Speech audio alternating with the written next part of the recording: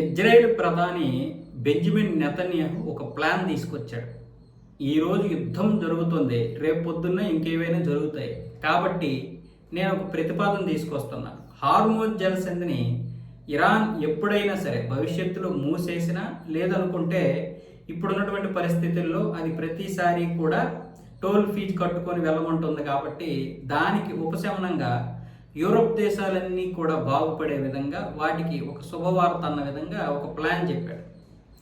అదేంటంటే pipe line, భూమార్గం ద్వారా pipe line వేసుకొని యూరోప్ దేశాలని కలుపుకుంటే అటు గల్ఫ్ దేశాలకి ఇజ్రాయెల్కి మంచి సంబంధం ఉంటుంది. గల్ఫ్ దేశాలకి ఇజ్రాయెల్కి మంచి సంబంధం ఉంటుంది. దాంతోపాటు యూరోప్ దేశాలతో కూడా మంచి కనెక్టివిటీ ఉండే విధంగా ఇప్పుడు బెంజమిన్ నెతన్యాహు ఒక పైప్ లైన్ ఆర్డర్ తీసుకొచ్చాడు.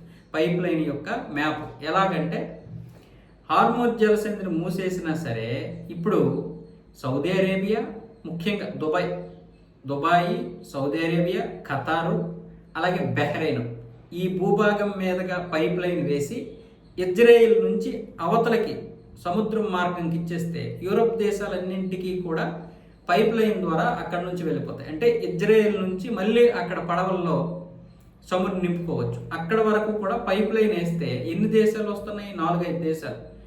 ఖతర్ కవర్ అవుతుంది, సౌదీ అరేబియా కవర్ అవుతుంది, అంటే యూఏఈ కూడా, దుబాయ్ ఇక్కడ నుంచి చేస్తారు కాబట్టి యూఏఈ కవర్ అవుతుంది, అలాగే బహ్రెయిన్ కూడా కవర్ అవుతుంది. ఇక్కడ నుంచి మొత్తం ఇదంతా కూడా ఈ దేశాల నుంచి పైప్ లైన్ వేస్తే ఇజ్రాయెల్ మీదుగా అప్పుడు గల్ఫ్ దేశాలకి ఇజ్రాయెల్కి మంచి సంబంధాలు ఏర్పడతాయి. ఇప్పటికే ఇజ్రాయెల్కి సౌదీ అరేబియాకి వాణిజ్య ఒప్పందం ఉంది. మిగతా దేశాలు కూడా అప్పుడు వీళ్ళతోటి ఖచ్చితంగా, అంటే ఇజ్రాయెల్ చెప్పినట్లు వినాల్సి వస్తుంది. అంటే పైప్ లైన్ అటువైపు వెళ్తే అప్పుడు అటు యూరోప్ దేశాలు కూడా ఇజ్రాయెల్తో మంచి సంబంధాలు నెరుపుకోవడానికి అవకాశం ఉంటుంది. ఈ ప్రతిపాదన తీసుకొచ్చాడు. అప్పుడు ఇరాన్ ఎప్పుడైనా సరే ఒకవేళ ఇలాంటి పరిస్థితి వచ్చినప్పుడు హార్మోజ్ జలసంధిని మూసేస్తే యూరోప్ దేశాలకు ఎటువంటి ఇబ్బంది ఉండదు. ఎందుకంటే ఇక్కడ నుంచి 20% చమురు వెళ్తుంది కాబట్టి పైప్ లైన్ ద్వారా వీళ్ళందరూ కూడా పంపించుకుంటారు. ఇక్కడ ఇరాన్ ఏ విధంగా కూడా దాడి చేయలేదు అన్న విధంగా ఈ యొక్క ప్రపోజల్ అయితే వచ్చింది.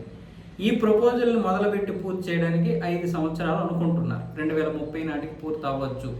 దాని గురించి అన్ని దేశాలు ఆలోచించాలన్న విధంగా ఆయన ప్రతిపాదన తీసుకొచ్చాడు. ఇప్పటి వరకు గల్ఫ్ దేశాలు దీని గురించి ఏమనలేదు, కానీ ఈ ప్రతిపాదన చాలా బాగుందని మాత్రం కితాబ్ ఇచ్చాయి.